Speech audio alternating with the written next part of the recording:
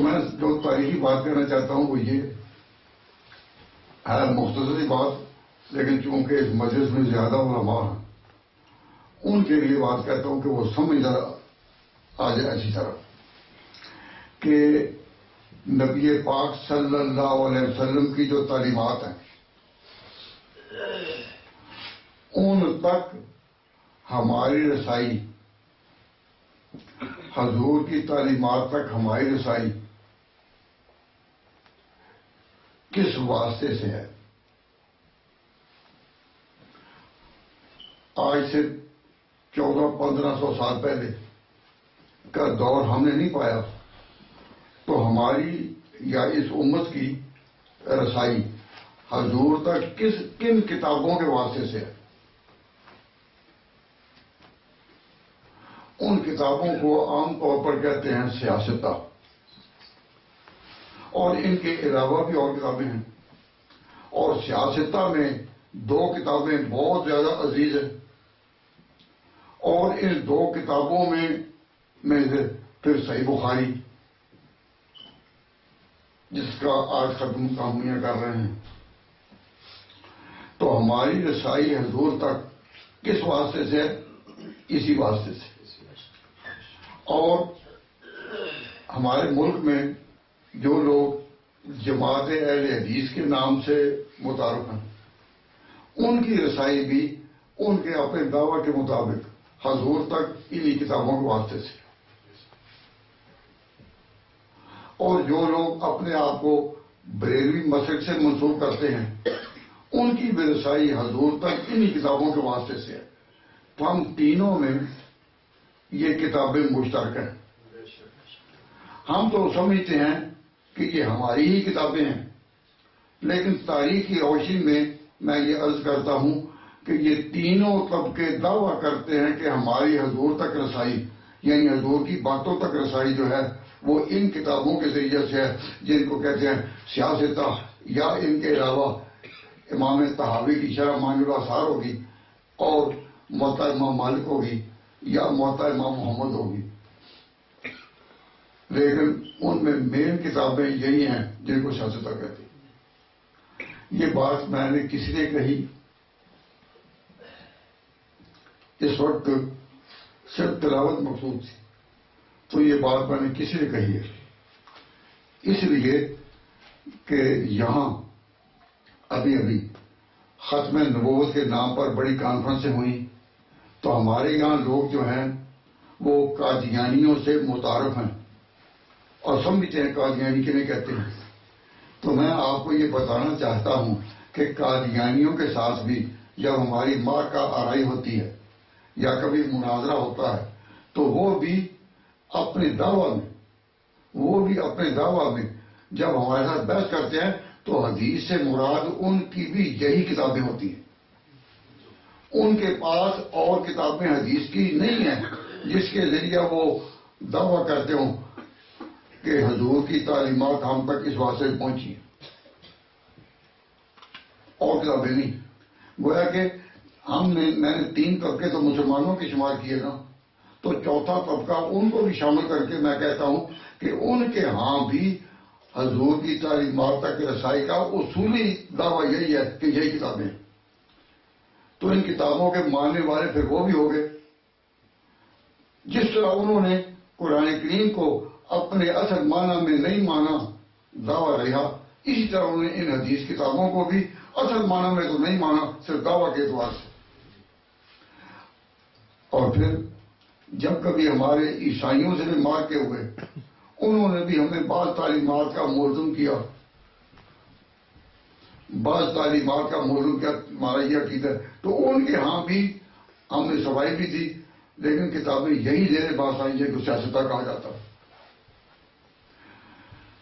عیسائیوں کے ہاں بھی اور ہندوؤں کے ہاں بھی یہ جب پنڈت دیانند کے کسی موسکز نے رنگیلا رسول لکھی تھی انڈیا میں، اور وہ غازی علم دین کا قصہ پیش آیا، اس وقت بھی اس کے حوالے انہی کتابوں سے تھے۔ تو پوری دنیا میں ہندو ہوں یا عیسائی ہوں یا مسلمان ہوں یا قادیانی ہوں، جس نے بھی کبھی حضور کی تعلیمات پر کوئی ردن یا قبولن ہم سے بحث کی تو کتابیں یہی ہیں. صرف ایک طبقہ ہے کہ جن کی حضور تک رسائی ان کتابوں سے نہیں اور ان کی حدیث کی کتابیں اپنی ہیں اور علیحدہ ہیں ہم سے. یعنی وہ پھر قادیانیوں سے بھی آگے گزر کر ہم سے اختلافات کی خرید کم کر دیا. وہ کون ہیں؟ اثنا عشری، جو یہ عقیدہ رکھتے ہیں کہ نبی پاک صلی اللہ علیہ وسلم کے بعد 12 امام جو ہیں وہ خدا کی طرف سے مقرر. ہم اس وقت امامت پر بحث نہیں کرتے، لیکن ان کا یہ جو دعویٰ ہے وہ کہتے ہیں کہ حضور تک رسائی، اس دور تک رسائی، حضور کی تعلیمات تک رسائی، اس میں ہماری راہ اور ہے، تمہاری اور ہے. تو ہماری جو کیا کتابیں ہیں سیاستہ، ان کے تو نام آپ حضرات کو معلوم ہے جس طرح ہمیں معلوم ہے، تو نام دینے کی تو ضرورت نہیں. لیکن ان کے ہاں جو 4 کتابیں ہیں اس درجے میں، ہمارے ہاں جو 6 ہیں تو ان کے ہاں 4 کتابیں ہیں. ہم کہتے ہیں ان 6 کتابوں کو کہ سیاستہ کتابیں ہیں 6. وہ اپنی کتابوں کو کہتے ہیں کہ یہ 4 اصول ہیں، یعنی اصول کا معنی کتابیں ہیں. لیکن وہ 4 کتابوں کو کتاب کہہ کر پیش نہیں کرتے، تو کہتے ہیں ہمارے ہاں یہ 4 اصول ہیں. پہلا ہے محمد بن یعقوب کلینی. محمد بن یعقوب کلینی اس نے کتاب لکھی ہے جس کا نام ہے الکافی. الکافی کے پھر حصے ہیں 3: اصول کافی، فروع کافی اور روضہ کافی. تو ایک کتاب. دوسری کتاب ان کی ہے تہذیب الاحکام، جو علی ابن ابراہیم امی کی ہے. تیسری کتاب ان کے ہاں ہے، نہیں میں کیا کس طرح پڑھا، ہاں ٹھیک ہے، نہیں تہذیب الاحکام کا نام دیا. اور پھر ان کی کتاب ہے من لا یاز الفقیہ. یہ جو تہذیب الاحکام ہے یہ علی ابن ابراہیم امی کی نہیں، یہ توسی کی ہے. اور جو چوتھی کتاب ہے آل استدثار فی ما اختلف من الاخبار، وہ بھی محمد بن حسن توسی کی ہے. اگر الکافی محمد بن یعقوب کلینی کی، تہذیب الاحکام اور آخری کتاب آل استدثار یہ محمد بن حسن توسی کی، اور من لا یاز الفقیہ وہ ابن باویہ امی. علی بن ابراہیم امی جو ہے وہ استاد ہے کلینی کا، وہ میری زبان سے یہ اس وقت بات نکل گئی تھی. تو ابن باویہ امی، تو ان کے ہاں وہ 4 کتابیں کو کہتے ہیں اصول اربع. اصول اربع 4. تو ان کی رسائی ان کے لیے بالکل رسائی اور لائنوں سے، اور ہمارے ہاں دین کی حضور تک رسائی اور پورے دنیا کے ہاں حضور تک مسلمانوں کی رسائی انہی کتابوں سے ہے. تو ہماری ان کتابوں پر گویا کہ پورا عالمی ایگریمنٹ، عالمی اجماع ہے اس پر کہ پیغمبر اسلام کی باتیں جو ہیں وہ معلوم کرنی ہو، کوئی مخالفت کرے یا موافقت، لیکن حضور کی تعلیمات وہی ہیں جو ان کتابوں سے آئی ہیں. اور جو ان کتابوں کے ہاں گرد ڈیرا ڈالے ہوئے ہیں وہ حقیقت میں اس صحیح طریقے کو سمجھتے ہیں کہ ہماری حضور تک رسائی اسی واسطے سے. اور شیعہ کے بارے میں یا اس نام سے نہیں، اس اشریوں کے بارے میں سب کو معلوم ہے علماء کو کہ ان کی لائن اپنی ہے، ان کی کتابیں اپنی ہیں. جس طرح ہمارے ہاں صحیح بخاری کی شروع ہیں، ان کے ہاں محمد بن یعقوب کلینی کے اصول کی شروع ہیں. ملا محمد باقر مجلسی نے بھی میرا تو العقول فی شرح الفروع والاصول پوری شرح لکھی ہے، اور بھی ان کی بہت سی. تو وہ اس میں لگاتے ہیں، اس میں اور ہماری کتابوں میں کیا فرق ہے.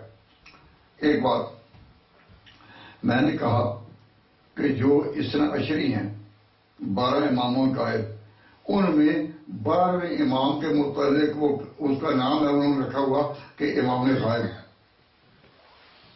امام غائب.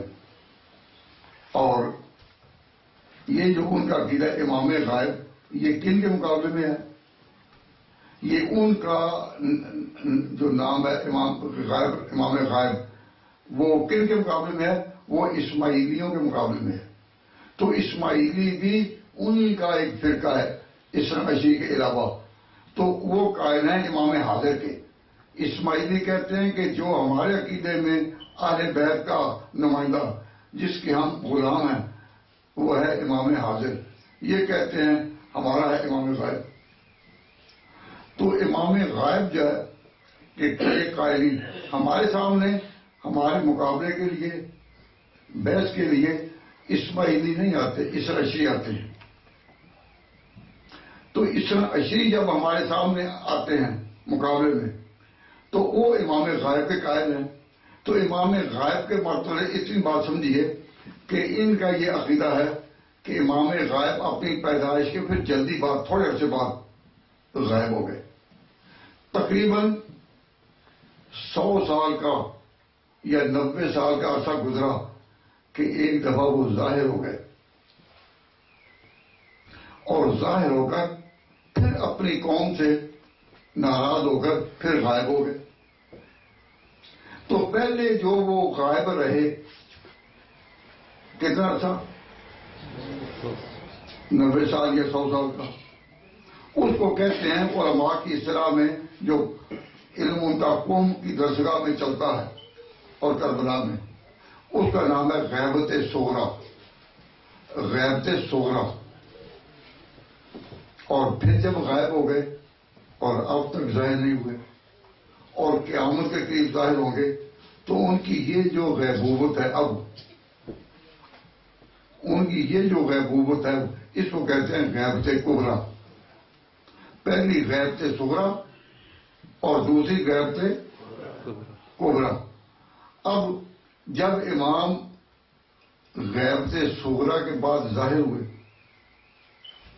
تو ظاہر ہے کہ ان کے سارے مجتہدین وغیرہ بڑے لوگ جو ہیں وہ ان سے ملے.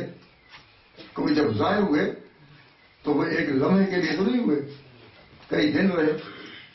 جب ظاہر ہوئے اور یہ لوگ ان کو ملے تو اس وقت محمد بن یعقوب کلینی کی کتاب الکافی جو تھی وہ مرتب ہو چکی تھی.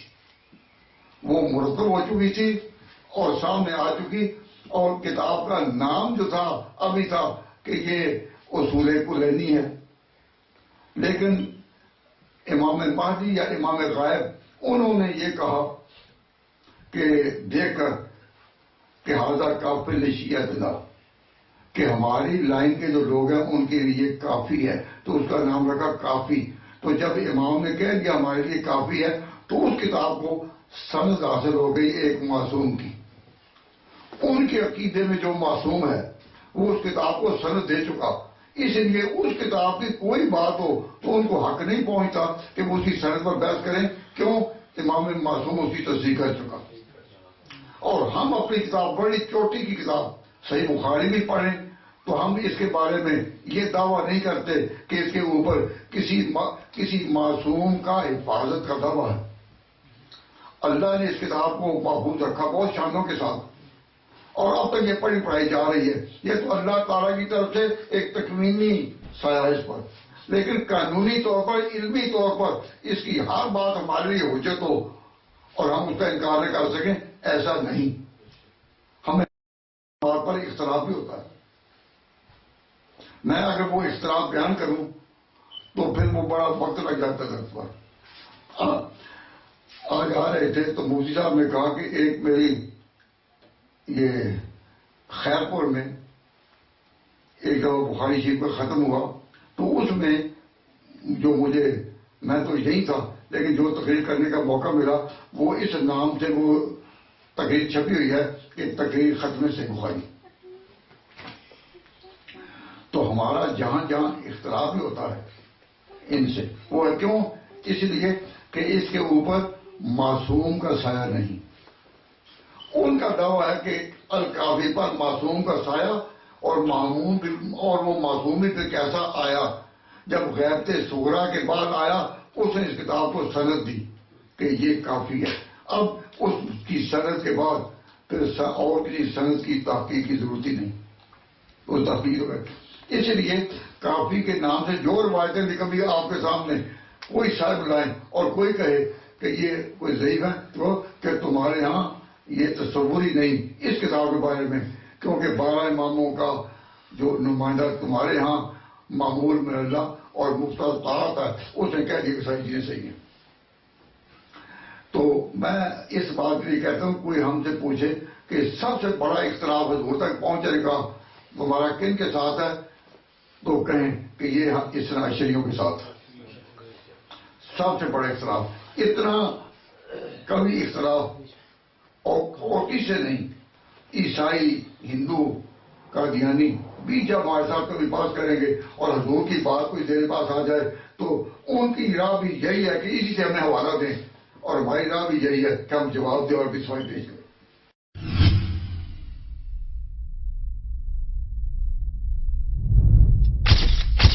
Message TV. This is your channel. This is your channel.